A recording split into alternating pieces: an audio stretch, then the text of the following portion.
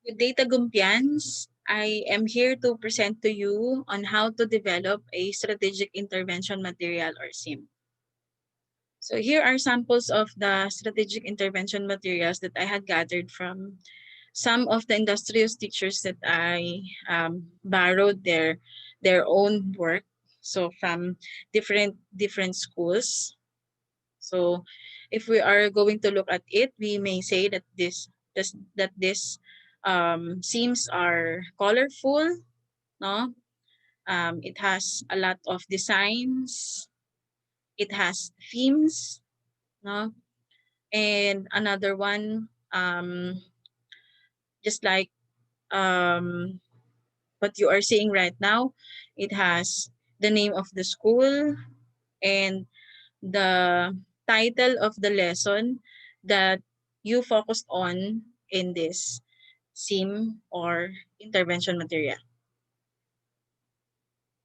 So what is SIM? So a SIM stands for Strategic Intervention Material. It is an instructional materials meant to reteach concepts and skills. So materials given to learners to help them master a competency-based skill which they were not able to develop during the regular class teaching. This is with minimal intervention or the guide of the teacher. As of now, we are on a pandemic. So very less ang ating guidance dun sa ating mga students.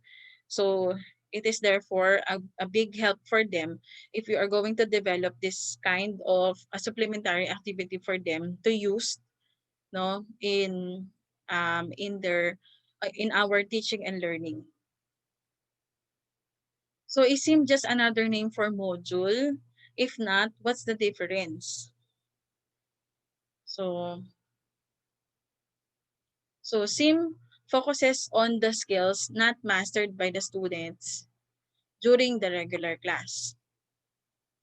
So if ever that there is a specific lesson or a specific skill that was not mastered by the student, so it is a time for us to develop our SIM, and then we can use them as a supplementary activity for them. A module may contain different topics included in a chapter. Just like that we are using right now our SLMs provided by our division. The SIM intended for remedial teaching or remedial classes. Just like what I did last school year, the grade 9 teachers together with Ma'am Emeline Gutierrez and Ma'am Grace and Ma'am Sistosa, we made a intervention class or the remedial class for the grade 9 focusing on the chemical bonding. So we called that as peer tutorial, and then we made use of this SIM as our um, output. So a module is intended for regular classroom teaching. In SIM, there's no pre-test and post-test, but it is not required in pre-test and it is not required in SIM to have a pre-test and post-test. But if you want to pursue this SIM or using this SIM as a research, you may do so. But in module, there is pre-test and post-test. But both of them includes fun activities or variety of activities. So what will be the topic? The topic must be the least mastered skills, just like what I have said, no? Yung activities or specific lesson na mababa yung naging result sa assessment ng student. So pwede nating gawan ng SIM yun. Another topic suggestion is that it could be a supplementary activity based on our WHLP or from our IDEA SLMs. So pwede nating gamitin yung mga yon as a supplementary activity para makapag-develop tayo ng SIM natin. So here are the parts of the SIM. So we have the guide card, activity, assessment, enrichment, and the reference card. So let's break them down. The first one is the guide card. This part will stand as the sneak preview of the sets of activities found inside the sim. A teaser that will increase the students' interest towards the material. This is the brief explanation and preview of the topics included in the sim. So as they view their guide card, so doon pa lang makikita na nila na ito yung mga pwede nilang makita doon sa loob ng sim. So po pwede tayong magsulat doon o pwede tayong maglagay doon ng konting intro tungkol sa lesson na hindi nila masyadong naintindihan because this is intended for intervention, or it could be a real life situation so that they could understand it more better. So here are samples of the guide card. So this is for SPED. So if we're going to look at it, so pwedeng masabi natin na lahat halos ng kulay ay present dito because this is for a child or children. Okay. Another one is this. So the theme of this is it's all night, no? Therefore, medyo dark yung theme na to dito sa guide card. So here's the way. Entrance is free. So pwedeng so ito yung opening ng ating sim, no? So last one is for the guide card is this one. I think this talks about Newton's law of motion. So dito sa Newton's law of motion, so Isaac Newton is telling you what to do, and may konting discussion tungkol sa Newton's law. So the next one is the activity card. In the activity card, this defines the task that the learner should undertake in order to develop a skill. The task is competency-oriented and may be an individual or group work. The purpose of the task is to provide enough practice for the learner so that he can perform the skill automatically.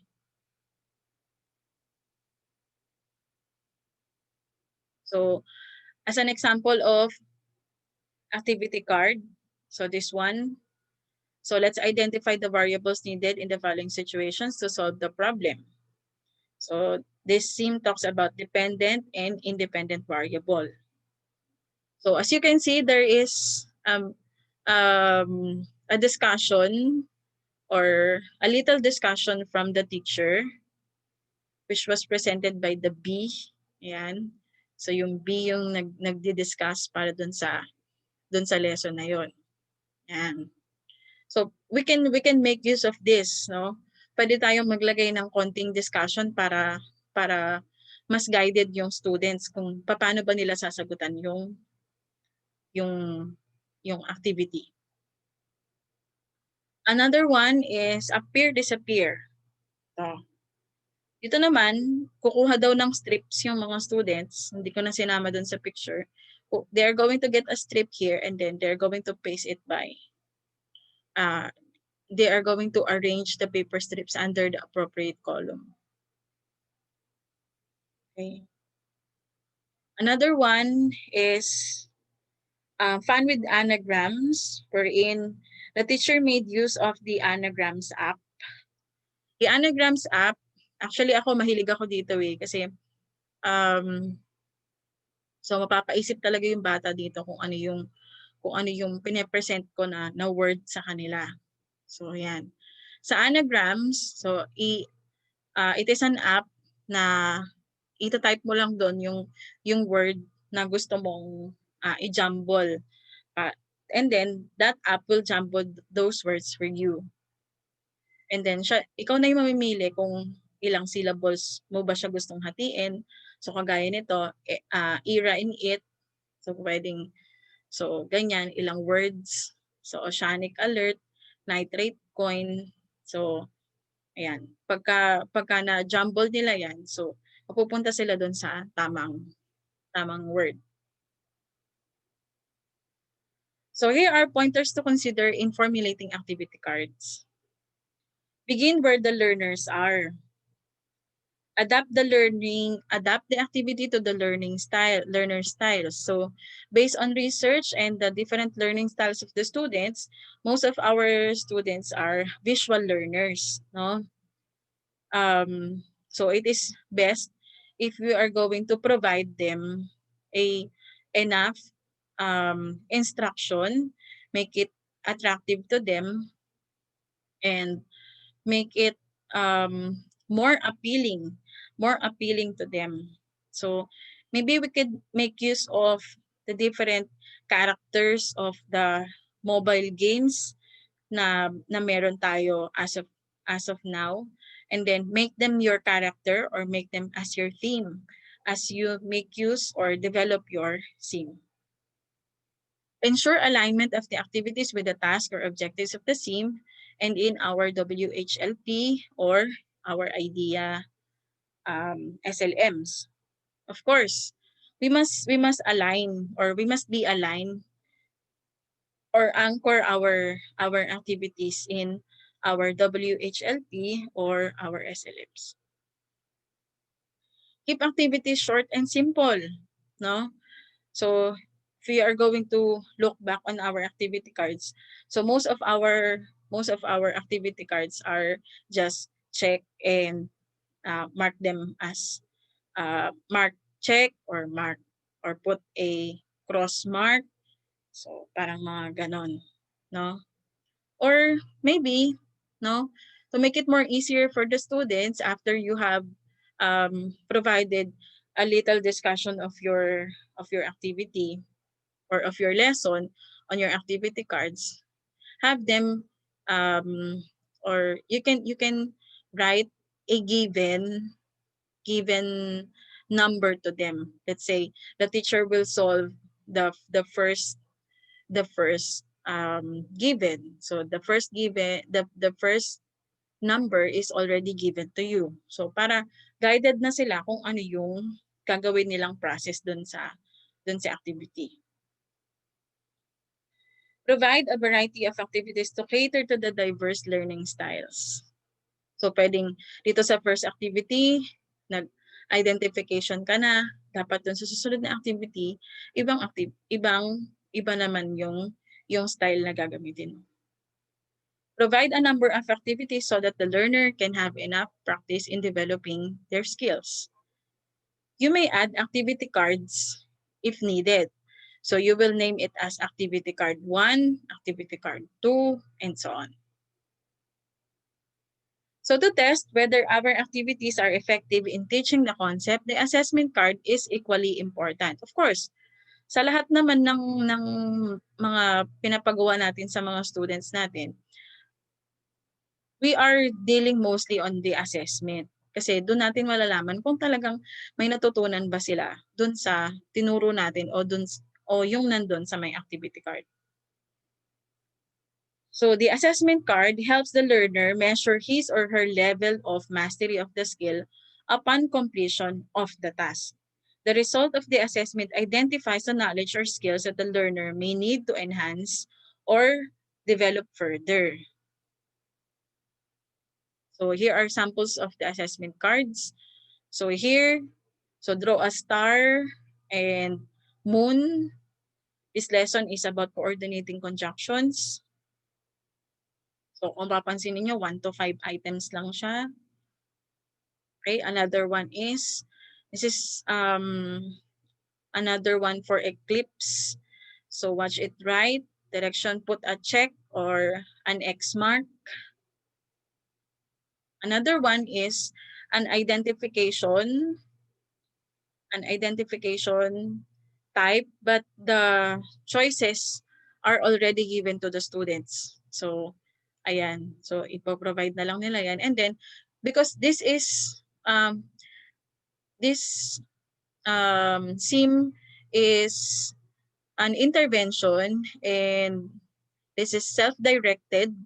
So, makikita rin naman nila yung tamang sagot dun sa answer card, which I will be presenting later on. And then, they may get their scores and then assess themselves If they got scores of 10, therefore they are excellent, 7 to 9 very good, 5 to 6 good, and then 3 to 4 is fair, and then 1 to 2 is read again. Yan. So see, wala tayong negative na connotation dito, o po pwedeng masabi natin na let's say 1 to 2 is poor, no? So 1 to 2 is read again. Para mas ma-encourage natin sila na um, basahin ulit, o baka meron silang hindi naintindihan. So enrichment card is extends learning by providing additional exercises for further application of knowledge and skills. This may also contains additional information to extend students' knowledge. Yan. So, additional exercises. Actually, enrichment card or enrichment is a good way of application on our lesson plan. Di ba, we are using this as an application to the real world. So an enrichment card is also important. Samples of enrichment cards. So this one, just like what I am telling you a while ago, use a variety of activities or for different learning styles. So dito, so maglalagay siya ng smiling face at saka ng sad face. Dito, and then he or she will cite 5 examples of your daily activity having work done. And then another talent will be established here.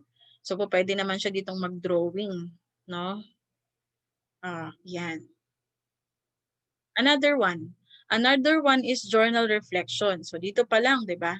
Ma-integrate na natin ang ating SIM as values integration sa ating ESP, no? So science to ESP, 'di ba? Integration na 'yon. So sabi dito, what daily activity I do that is related to this concept, how it is reflected on my attitudes and relationship to others such as my family and friends, etc. Yan. And then the last one is writing an article. Writing an article, baka makakuha tayo dito ng ating mga future journalists, di ba? Sir Isaac Newton would be in favor of the seatbelt laws because, so sentence completion, ask them to answer this using 5 to 10 sentences, no? But applying the Newton's law of motion in science. Yan. And then the last part is the reference card. The reference card provides additional content to the coverage in the textbook. But if there is no textbook, no, na ginagamit yung mga students natin ngayon, it could be a link na po pwede nating isulat or i-paste natin dito sa ating reference card so that the learner may refer for further reading. Sample of reference card. Yan. It's better to put or to add references na yung international books na mas madaling intindihin, di ba? Another one is the reference card, highlight zone. Another one, reference card for the Newton's law of motion. Yan. Okay. So there are other parts of the SIM that I have not discussed to you o wala akong mga examples, but this is essential to the SIM that you are going to develop. So the first one is the title card or the cover page, which Ma'am Trish and Ma'am Anna will help you on how to do it. The introduction card, the statements that may relate the topics to something very familiar with the students, also include the scope of the SIM.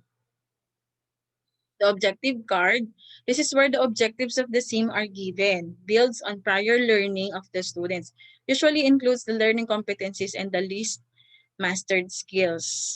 So, ayun. Next one is the answer card, because right after all the activities and assessment card and the enrichment card are being presented, the teacher will write the correct answer or the various answer for those activities.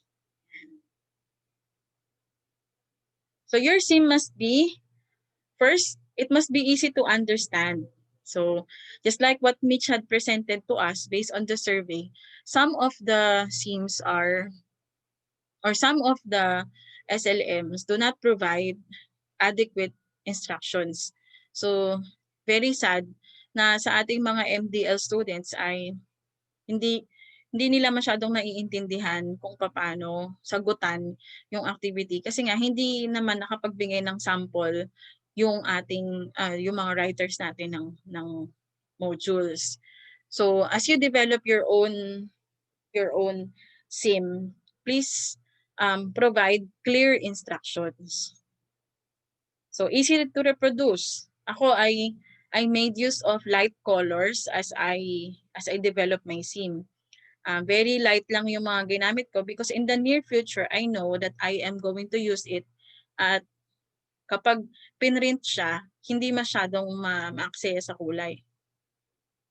Consider that your SIM is intended for individualized instruction with minimal or no supervision of a teacher at all. So, because our school is aiming to be because we are going to offer online distance learning in the future. So therefore, magagamit talaga natin itong mga intervention materials na to na hindi talaga natin sila matututukan.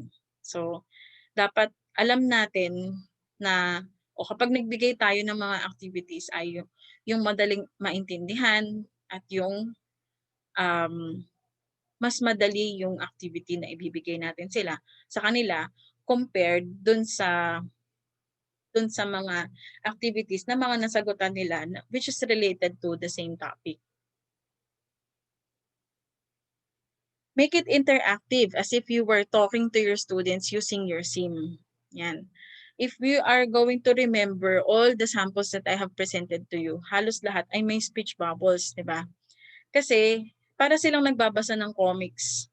Nagbabasa lang sila as if they are reading a comics na ibang character yung nagsasalita, discussing the topic to them. So I utilize Microsoft Word. This is a personal experience. I just utilize a Microsoft Word because um, there are a lot of features of Microsoft Word na dati hindi ko alam. So kahit na maglagay ka lang dyan ng mga text box, ganyan, mga shapes, mag-add-ons ka lang ng mga shapes, so makakabuo ka na doon ng iba't ibang figures, no? Pwede ka na makapag-drawing sa kanila.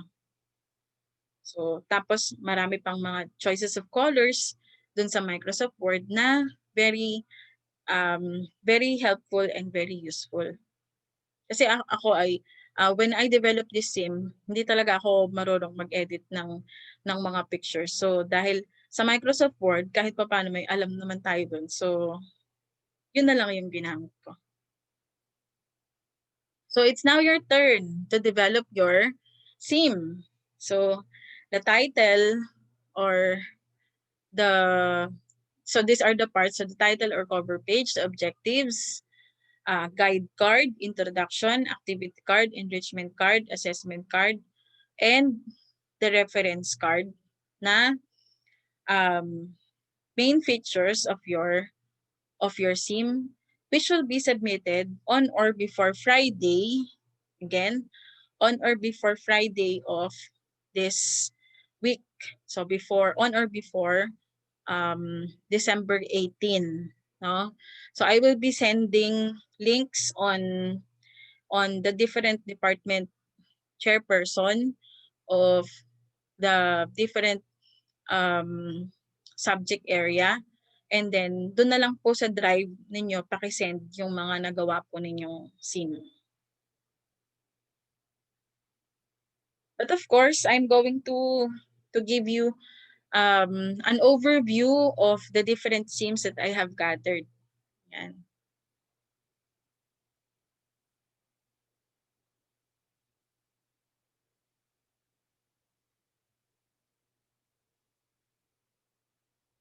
Yan lang natin ng konti.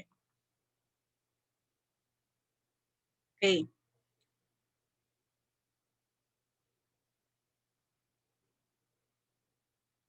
Okay. So this is the one that I made personally. So ito yung ginamit namin nila Ma'am Milen, Ma'am Sistosa doon sa aming peer tutorial last school year.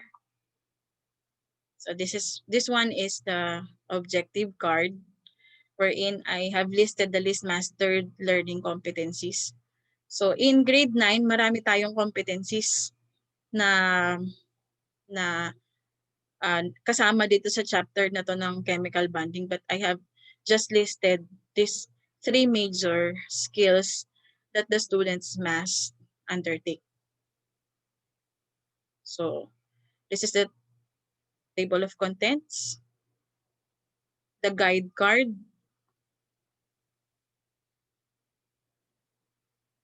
and then this one, okay, medyo meron tayong ano dyan, real life integration.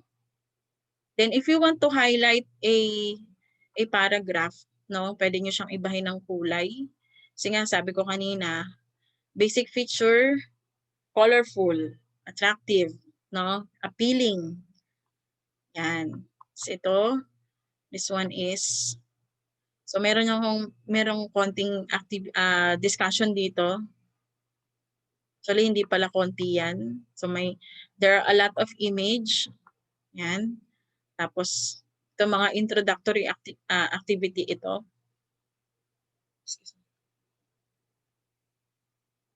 Okay. So, merong discussion and then may question agad na kasunod. So, actually how to develop a sim requires a summary of a specific topic or at least mastered skill that you want your students to understand. So, it is best kung meron kayong mga summary of your lessons na gusto nyong i-integrate dito para mas maintindihan ng mga students yung gusto ninyong iparating. So kagaya nito, so naglagay ako ng mga processes na po pwedeng sundan ng mga bata kung paano sila gagawa ng formation of compounds just like this one in chemical bonding. Yan. Another activity card. So this one is cryptogram. Yan. This one is cryptogram wherein may mga numbers dito na hahanapin nila kung nasan yung number na yon, tapos isusulat nila doon and then makakabuo sila dyan ng sentence. Another summary of the lesson. Then kung meron kang gustong i-highlight, ayan, change mo yung color, kaya i-bold mo siya. Okay. Then, please make use of titles, no? Na po pwede silang makarelate. Yan. So, pagka ba sharing, ano bang meron sa sharing? So, sharing is one of the basic feature of covalent bonding in chemistry. Kaya, I'll share mine. I'll share my electrons. Parang ganun. Okay. Spot the difference. So, magsusulat din sila dito ng sentence. Yan. Assessment card. So, yan. Assess nila yung sarili nila, kung ano yung score nila. Enrichment card. So, ito, this one. Ito yung sinasabi ko sa inyo kanina na yung first activity ay, or first first number is given to them. Yan, may sagot na agad. Enrichment card. Sa enrichment card, pwede naman silang mag experiment. So merong konting experiment dyan, but of course, meron tayong mga make sure that you wear your safety goggles and laboratory gowns na po pwede naman niyang makikita yung mga materials sa bahay. So meron din tayong reflection. And then this one is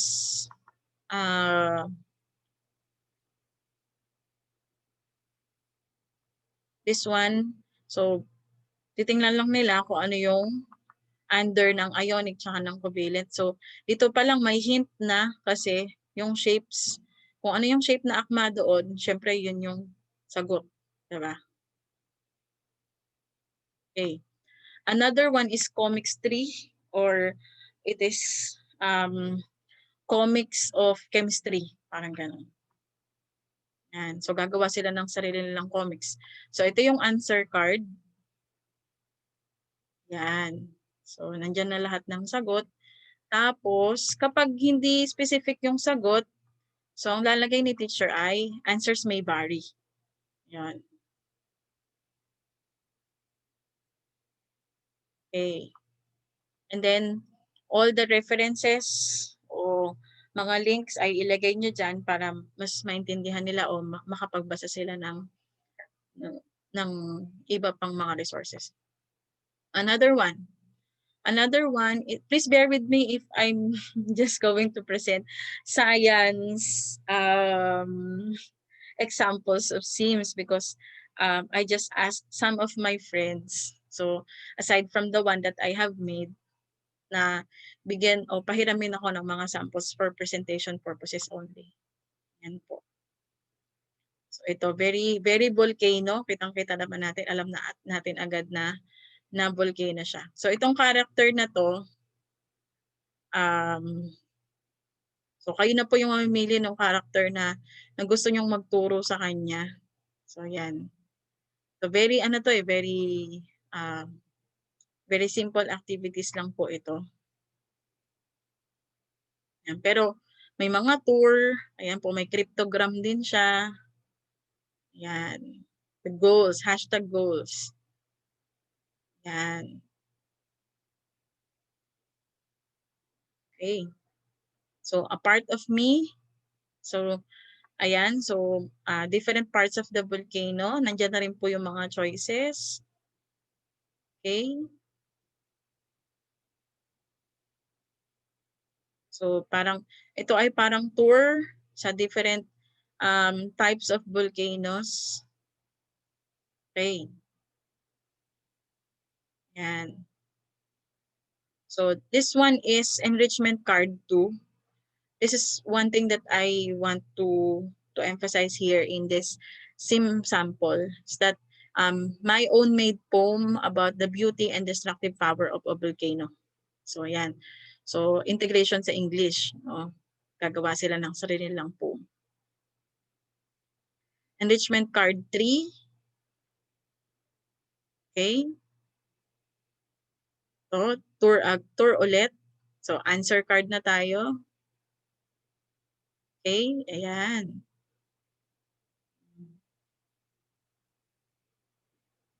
Okay. Another one is this one. This one. Oh, ako ulit. Sa akin ulit to. Ako ulit gumawa. So, this is entitled Whack-A-Mole. Whack-A-Mole is one of the stoichiometry part of chemistry on grade 9. Yan. Okay. So may discussion tayo dyan ng konti. Meron na tayo agad na solution, problem solving. May warm up na. May pa-warm up na si Mayor dyan. Okay. So dito, one thing that I want to suggest on the probably in mathematics and in sciences, no? o kung saan man mga subjects na may computation, na lagyan niyo na yung tamang sagot and then ipo-prove na lang nila, 'di ba? Ipo-prove na lang nila in such a way na magko-compute pa rin sila kung papaano talaga na-solve yung problem na yun, and then prove nila kung tama yung sinagot mo, so kukulayin nila yung emoticon. Kung mali, edi yung isang emoticon yung kukulayan. Parang gano'n. Another one, ito magso-solve talaga sila dito. Dito naman, yan, solution ulit, anagrams, then dito, of course, in problem solving they are following different steps. So pwede naman tayo ditong magkaroon ng numbering. Ano yung pang-ilan to sa step, pang-ilan to, pang-ilan to. So para retention na rin yon and comprehension. So ayan. So enrichment card, this has something to do with research. So magre-research sila dito about sa spectrometry. Ayan. And then ito yung enrichment card 2. Ito gustong-gusto ko to because this is integrated to TLE, no? So gagawa sila ng sarili nilang menu, no, process on how to cook their Filipino food, no? Sulat nila diyan kung ilang percent. By percent po ang challenge dito kasi ilang percent ng 100% ng total meal yung gulay, ilang percent ng total percent ng meal yung karne, because this has something to do with percentage composition of compound, which I just integrated to TLE. Okay. Another application to real life situation is that how to compute their grades, no? So what will be the possible outcome if you fail in performance task in science or performance task in science or in written works, because I just presented the different percentage in or breakdown of how to compute their grades. Ganyan. Okay, enrichment card 4. They are going to play as a detective. So detective sila.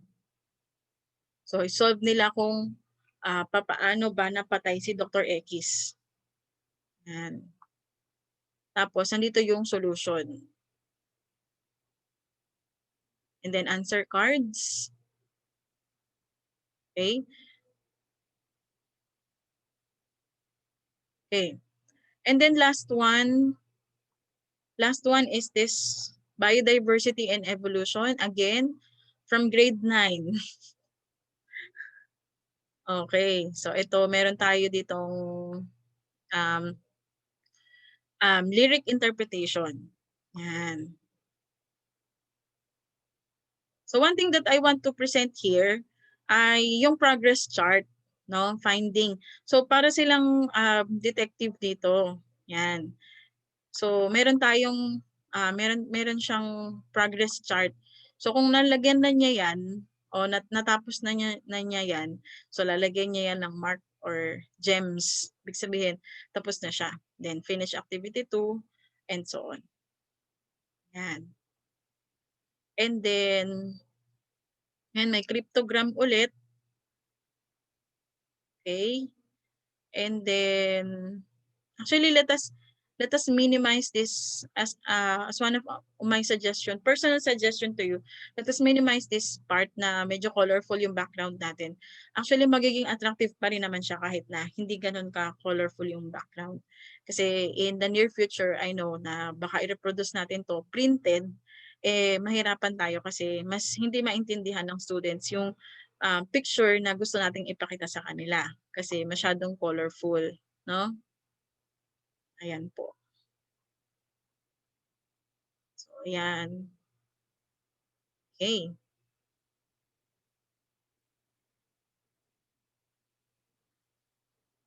So, maraming activities dito. Actually, yung mga characters dito, I don't know kung ito ba ay sa Ragnarok o sa isang mobile game ulit. Ayan po. So ito, ayan, yan po yung ibang mga activities na na-present. Yun. So, ang dami niyang references, no? Okay. So, let me just tell you once again or to remind everyone na to please um, submit your strategic intervention material on or before Friday, and then I'm going to send the links to the different chairpersons, um, and then doon na lang po sa link na yun o sa drive, paki-upload yung inyong mga gawang SIMs, no? So much for that. I hope that you gained something on my presentation. I hope that we will not um, stop from learning, and we will not stop from providing a quality education to our young generations. Once again, this is Miss Princess Epetia, and thank you so much for listening to this presentation.